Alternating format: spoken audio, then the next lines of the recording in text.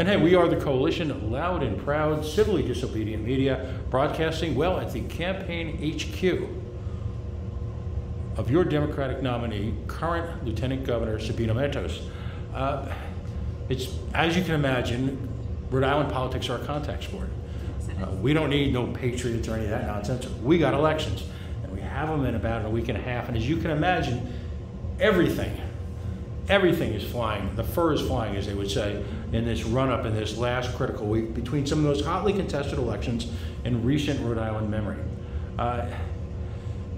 Traditionally, the lieutenant governor's race is rather almost sterile in a sense, because there isn't that sort of passion or emotion. And despite the fact that it is a statewide role, and we've seen the ascension now of a lieutenant governor to the governorship, something that most of us had never seen in our lifetime.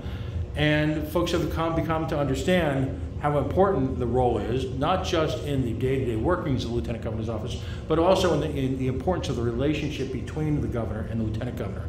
It can be argued that Governor Raimondo, former Governor Raimondo, now Secretary of Commerce, failure to really incorporate the then Lieutenant Governor Dan McKee into the day-to-day operations I'll just leave it at this, it didn't help the state. So the model that's currently employed is a close working relationship, a partnership. And even though, in terms of statutorily, each office runs separately, which is unusual in American politics, for office, it's clearly a partnership, and it's a close working partnership. Lieutenant Governor, first of all, thank you for joining us today. I know you're on the fly, you're wearing a bunch of hats this week. But in the last few days, Lieutenant Governor's race has gotten personal. To a degree that, again, we haven't seen before, since really you had a gentleman by the name of Bob Hill who ran, in effect, to eliminate the Lieutenant Governor's office. What happened, because many of us haven't heard it, during that debate with Arian Guckian, the Republican candidate? There were some accusations were hurled, tensions flared. From your perspective, what happened there? Thank you, Pat, for doing this interview. First of all, thank you, and to your audience, thank you for tuning in. So during the debate, honestly, I was so looking forward to having a debate in which we could exchange ideas, policies, and positions. But instead, what it turned into was I heard from my opponent was lies in trying to diminish my record, or basically erase my record completely. During the debate, he lied about my attendance to meetings, which is not true, what he said. And also, he basically said that I didn't have a work record. In that, I find it to be very disrespectful, especially since I have a background of being an elected official for almost 12 years already. I have managed budgets. I have worked to make budgets possible, making sure that we can have a budget in place, a budget up to $700 million, right? Which my opponent doesn't have that. Instead, he's turning into lies. So if we can now talk about the real things that we should be talking about, which is our policies. I 100% support a woman's right to choose. And he doesn't want to talk about that. Allegedly, there were insults passed, which he then apologized for. Do you accept his apology in that? Do you think the apology was sincere? I think that his apology was sincere for the moment. So yes, I accept his apologies, yes, I do. This morning, and I don't know, it literally just happened, one of the reasons why I'm running a few minutes late, and I apologize. An organization of home health care workers issued a formal endorsement for your opponent. And again, Mr. Guckian specifically referred to, in your case, absenteeism. In the case of the governor, one of the analogies that was drawn was the, where in the world is, or what was it? Looking for Waldo. Where's Waldo? That was the analogy drawn by one folk in returning to the governor on policy. So could you clear up for us, and just respond in general? what has your attendance record been like? Where are you, most importantly, where are you policy-wise?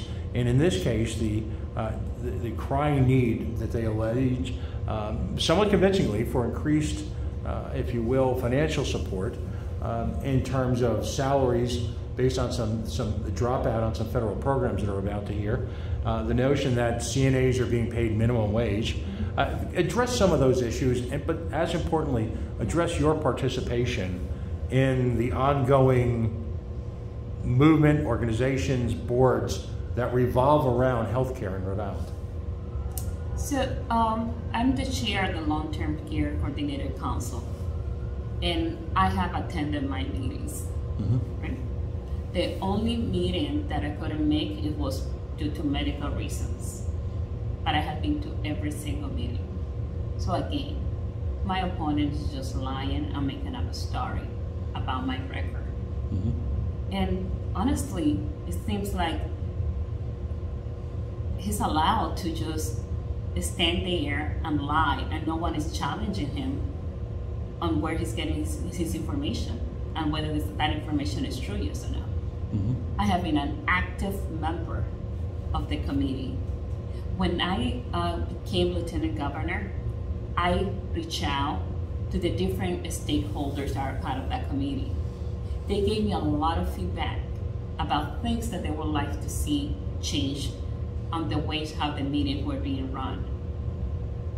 We were able to follow the statute and have an election for the leadership of the Long-Term Care Coordinator Council. I'm the chair, Catherine Taylor is the vice chair. We have been meeting, we have been doing the work. Again, my opponent is just lying, and we should not allow him to just lie about my record without being challenged on that. What are your, and again, we could probably spend hours discussing healthcare policy. It's one of the 2 or 3 most technical, problematical areas right now in Rhode Island government. It's clearly a crisis not only here, but everywhere around, literally around the world. Give us, if you will, just a snapshot with regard to reimbursement, salaries for CNAs who are doing home health care. Just give us your overall perspective on that. That we are not doing enough to reimburse and to pay the people that are taking care of our loved one. I understand exactly this challenge. I have relatives that work as CNA, that work as homemakers. So I really understand how crucial the work is, and I really understand also the challenges that they're going with the pay that they're getting. I'm an advocate for increasing the pay of the home care workers and the CNA, 100%. There's no doubt on that. What steps, with a new administration, if you will you take in the coming budget year? What are you proposing, at least to a General Assembly, with whom, of course, you have to work in partnership? Right. This past year, we saw changes that were made in the legislation. We saw Rep. Casimiro and also Senator DePalma working really hard to be sure that we have a way in which we review the reimbursement from Medicaid.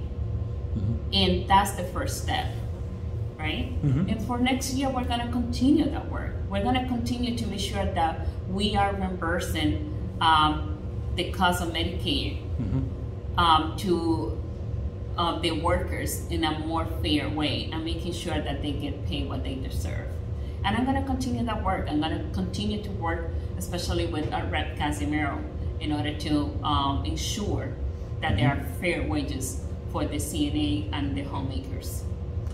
Stepping aside from conversations you and I have had about the stadium, one of their broad accusations, was in fact that the roughly $100 million commitment that the state is making to the stadium and the Superman building in a variety of ways.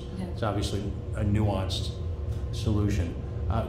That could be in effect applied in large part to healthcare. That in fact would work wonders. Is it that simple? Is it that or is it that complex, or is that an oversimplified response from your perspective? That's a very oversimplifying response, and a response from someone that doesn't understand the job and doesn't understand how to get things done.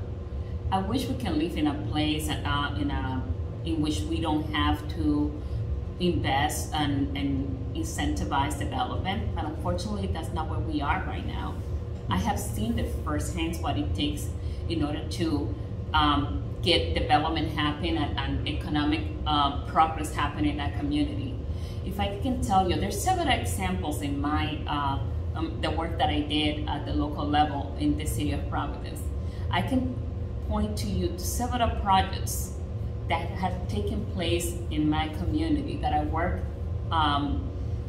to make sure that they took place, and that required incentivizing some developments in the area first, and a partnership with the local government, with the state government, and private developers. I can give you a good example.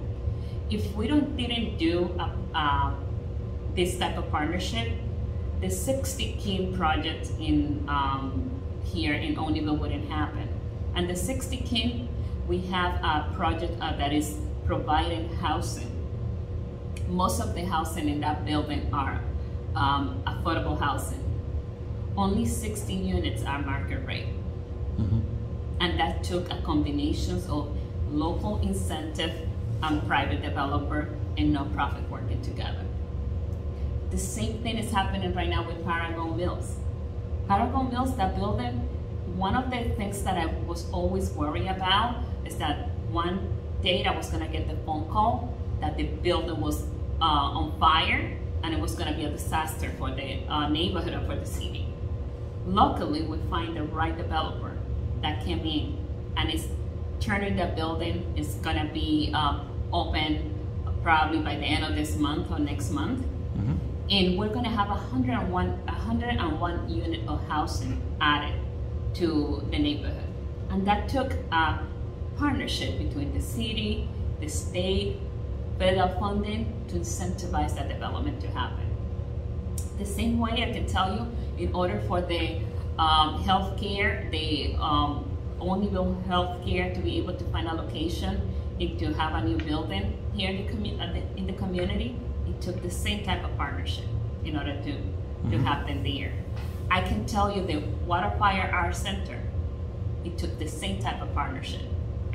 Private, nonprofit, government, both local and state government to make it happen.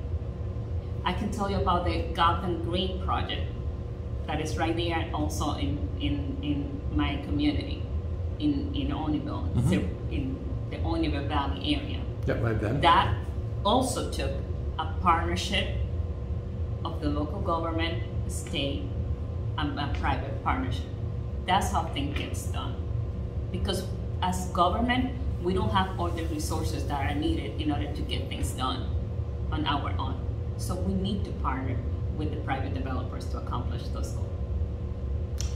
Will you be debating Mr. Guckian again? I believe it's one scheduled on Latino Public Radio. I believe that is being worked on, but I know we have one confirmed already for next Friday. It's going to be in Channel 10. It's going to be TV debate. Yes, so that one, we have another one. And I believe WPRI is decided not to do a debate this time around. I debated in WPRI during the primary. I debated my opponents on WPRI, but for the general, they're not interested on doing a debate for my race. Okay. Where can folks, well, I should just say, in the debates moving forward, do you hope to have it focus exclusively on policy? That would be ideal. If we could talk about policies instead of getting personal, I would prefer for us to talk about policy. I would like to know where my opponent stands on gun safety, where my opponent stands when it comes to a woman's right to choose. Those are the type of things that I would like to hear from him. Let's talk about policies, because that's what the voters wants to hear. As I was about to say, we close off every conversation at the Coalition with what we call shameless self-promotion. So if you could tell folks where they can find you on the web, yes. and how, you know, if you've got any big events coming up this week where folks can, you know, get to know Sabina Matos. Although in the city here, again, you were a long-time council person, and I believe you were city council president, correct? I was city council president, so I just shameless self-promotion, right? So I just want to say that, again, I have been in elected office for close to 12 years already. I have been elected 3 times to office. I have managed budgets. I have been able to work in collaboration with people that didn't agree with me in many occasions to make sure that we got the job done.